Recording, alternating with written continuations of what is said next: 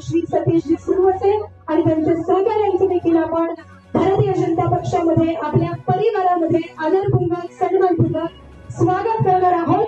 पुन्हा एकदा जोरदार घोषणांनी आपण स्वागत करूया भारतीय जनता पक्षाचा।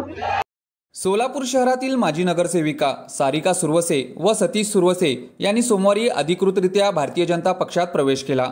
या पक्षप्रवेश कार्यक्रमात सोलापूर जिल्ह्याचे पालकमंत्री जयकुमार गोरे, आमदार देवेंद्र कोठे तसेच अक्कलकोटचे आमदार सचिन कल्याण शेट्टी यांची प्रमुख उपस्थिती होती।